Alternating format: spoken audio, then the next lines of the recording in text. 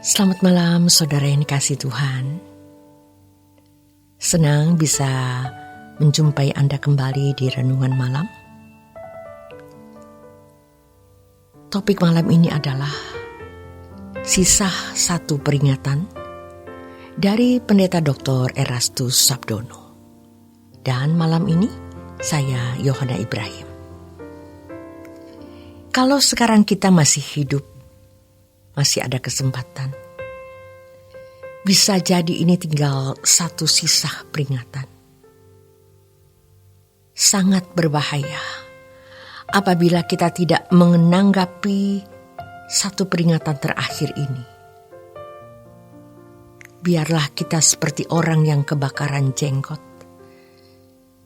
Kebakaran jenggot menunjuk orang yang panik atau sesuatu hal.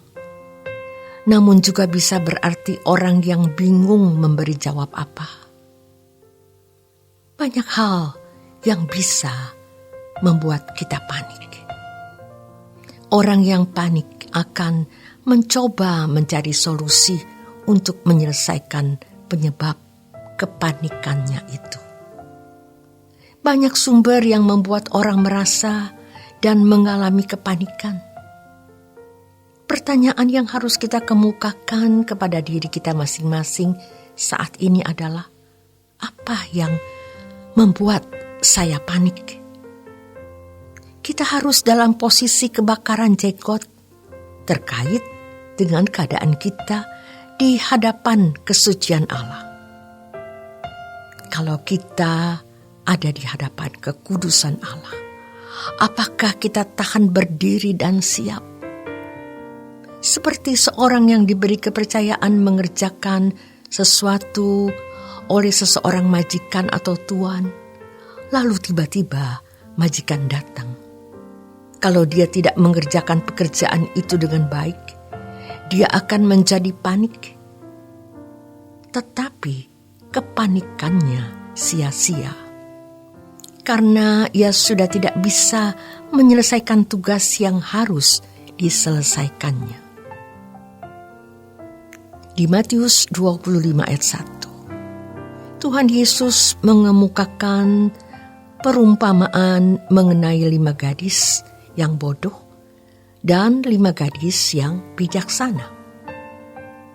Di ayat yang ke-6 tertulis, waktu tengah malam terdengarlah suara orang berseru, mempelai datang, songsonglah dia.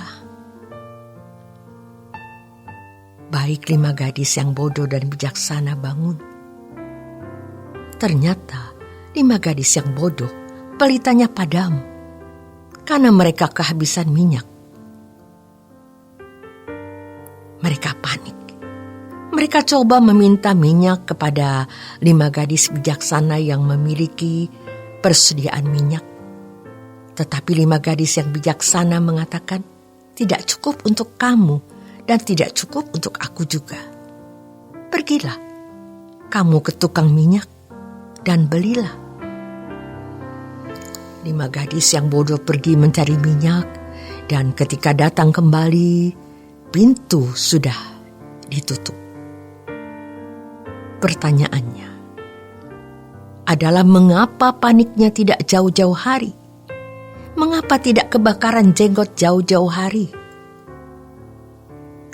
Di dalam Wahyu 3 ayat 20-21, Tuhan Yesus berkata, lihat, aku berdiri di muka pintu dan mengetuk. Jikalau ada orang yang mendengar suaraku dan membukakan pintu, aku akan masuk mendapatkannya dan aku akan makan bersama-sama dengan dia dan ia bersama-sama dengan aku. Barang siapa menang, ia akan kududukan bersama-sama dengan aku di atas tahtaku, sebagaimana aku pun telah menang dan duduk bersama-sama dengan Bapakku di atas tahtanya. Selama ini ayat-ayat ini digunakan untuk menantang orang menerima Yesus sebagai Tuhan dan Juru Selamat. di mana pintu yang tertulis di ayat ini digambarkan atau dipahami sebagai hati manusia.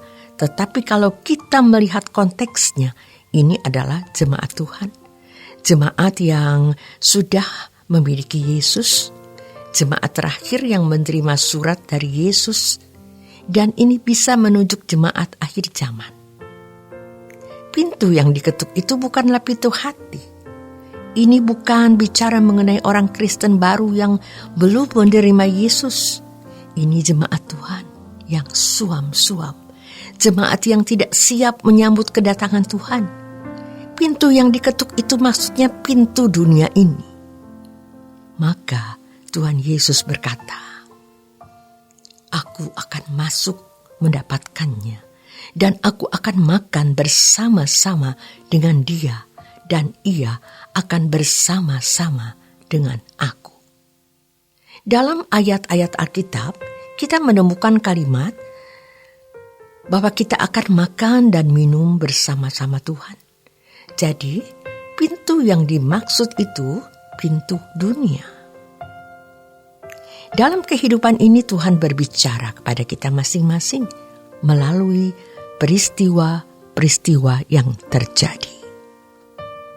Peristiwa-peristiwa yang terjadi menjadi alat dalam tangan Tuhan untuk berbicara kepada kita, menasihati kita agar kita dewasa, sempurna, dan layak menjadi anak-anak Allah yang dimuliakan bersama Yesus.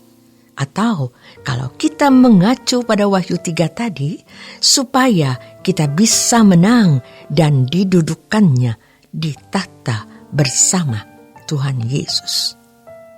Kita harus memiliki kepekaan dan kita harus bertanya kepada Roh Kudus, apa maksud Allah mengizinkan peristiwa-peristiwa itu terjadi dalam hidup kita.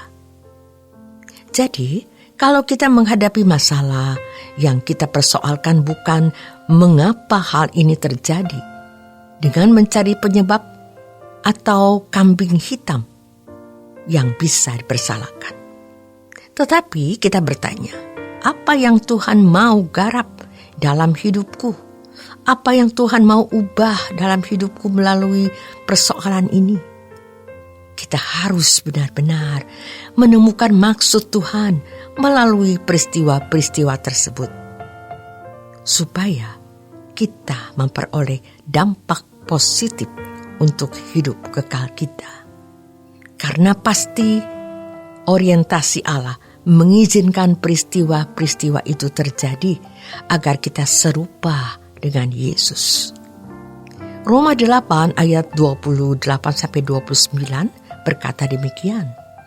Allah bekerja dalam segala sesuatu untuk mendatangkan kebaikan bagi orang yang mengasihi Dia agar serupa dengan Yesus. Yesus adalah model dari manusia yang Allah kehendaki. Allah mau memurnikan kita melalui berbagai masalah dan mempersiapkan kita untuk menjadi anggota keluarga kerajaan Allah. Jadi, jangan mencari kambing hitam, jangan mempersalahkan siapa-siapa. Persoalan bukanlah isyarat kekalahan. Persoalan hidup adalah isyarat kemenangan. Jika kita merespon masalah itu dengan baik, Roh Kudus pasti menolong. Ada 1001 masalah yang kita hadapi. Temukan masalah-masalah dalam hidup kita dan temukan maksud Tuhan di balik masalah-masalah tersebut. Tidak ada kemenangan tanpa persoalan. Justru kemenangan bisa kita peroleh ketika kita dimasukkan dalam pergumulan.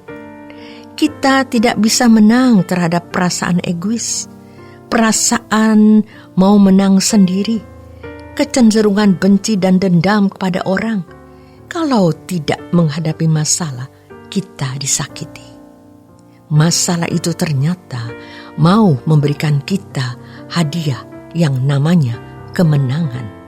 Jadi bersyukurlah dengan masalah-masalah itu, karena masalah-masalah itu merupakan cara Tuhan untuk memberikan kita piala kemenangan.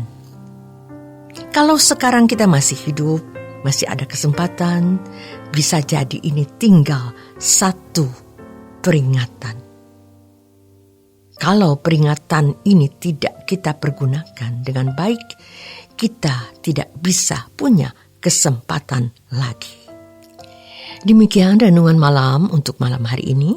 Selamat menikmati malam Anda bersama keluarga dan orang-orang yang Anda kasihi. Tuhan Yesus memberkati.